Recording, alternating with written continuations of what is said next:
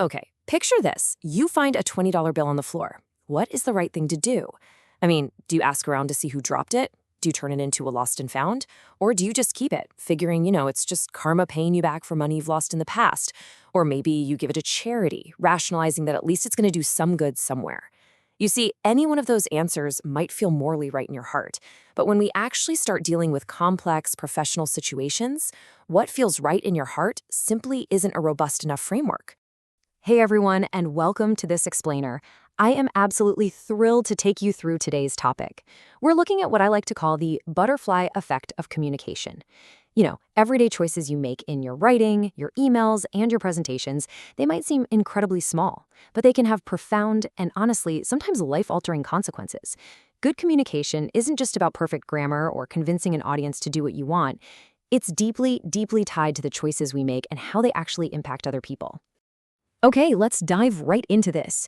Today, we're going on a rapid 5-part journey. We'll cover the stakes of communication, frameworks for ethical choices, the weight of words, copyright and fair use, and we'll wrap it all up with the integrity of data.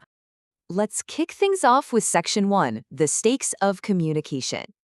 It is just so easy to fall into the trap of thinking that technical writing or data reporting is harmless, like it's just numbers on a page, right? Well, let's shatter that illusion right now. In 1986, the Space Shuttle Challenger exploded, which tragically resulted in the loss of 7 lives. But if we look at what happened beforehand, it's a massive communication failure. Early on, an issue with the rubber O-ring seals was noticed. In July 1985, an engineer named Roger Boisjoli wrote this stark, totally explicit memo warning that if the problem wasn't fixed, they stood in real jeopardy of losing a flight. But a month later, another engineer, Brian Russell, wrote a response. Russell presented the facts, sure, but he buried that absolutely crucial warning deep in the letter, burying it under all these reassuring statements. The intent was entirely lost on the readers. People just didn't realize the severity because the communication wasn't clear. Hiding or burying inconvenient data literally cost lives. Moving on to Section 2, frameworks for ethical choices. So, now that we understand the very real stakes, we need some theoretical toolkits to actually evaluate our daily decisions. How do we know if a choice is truly right? First off, we have to completely separate ethics from the law. Just because something is legal definitely does not make it ethical. For example, historically in the United States, it was completely 100% legal for health insurance companies to deny coverage to people with pre-existing conditions. If you had a heart attack and didn't already have insurance, you couldn't buy it afterward. It was just a common, perfectly legal practice. But was it ethical to deny sick persons the ability to afford necessary care? Most of us would argue absolutely no. To ground these lofty philosophical frameworks, let's use a highly relatable and honestly kind of absurd scenario. Imagine a college classroom. You've got this student named Percival, and he loudly snores through every single lecture. The professor has tried nicely waking him up, but nothing is working. So the frustrated professor brings a water gun to class. Every 15 minutes, when Percival snores, splat, right in the face. The class laughs, Percival wakes up, and the snoring stops. I mean, it's highly effective. But is it ethical? Let's actually evaluate this using ethicist Manuel Velasquez's 4 moral standards. First up, rights. Well, Percival never consented to being shot with a water gun, completely violating his right to a safe environment. Second, justice. While it totally stops the snoring, it's abusive and humiliating, setting a terrible precedent of disrespect. Third, utility. Are there better solutions for the greater good? Yeah, for sure. The professor could use official channels like campus security or academic advisors. And finally, care. The professor is risking public backlash, a major reprimand, and their very livelihood, which directly impacts their ability to care for their own family. So the crucial takeaway here is that a solution can be incredibly effective, but still deeply, fundamentally flawed when analyzed through a proper ethical framework. Which brings us nicely to Section 3, the weight of words. Let's take these frameworks and apply them directly to our language and the actual word choices we make in technical communication. Consider this actual headline regarding an invasive plant. Monster fern makes invader list. Now, calling a plant a monster certainly grabs your attention, right? But from a professional standpoint, well, actually, it's highly problematic. This kind of language imposes a totally subjective value judgment. It acts as if the plant has this malicious, monster-like intent, rather than just illustrating the actual science of why its behavior is a problem. It dramatizes the finding, which ultimately undermines the credibility of the whole scientific research. To combat exactly this, researchers Kufer and Larson created a set of language guidelines for scientific and technical writing. We always need to strive for factual correctness, neutrality by avoiding emotional hyperbole, and transparency.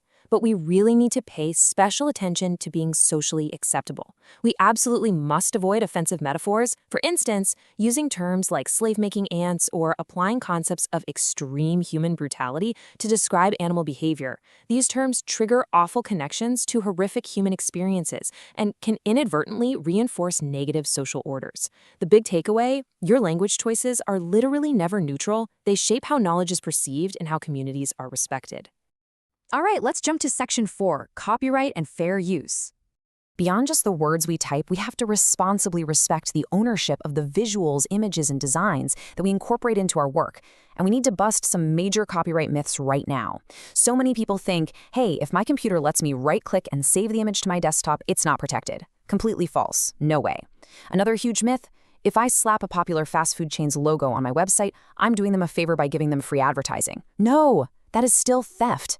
Copyright protects creative expression, and using a creator's work without permission or compensation is a direct violation that can easily get you sued by some very large corporate lawyers.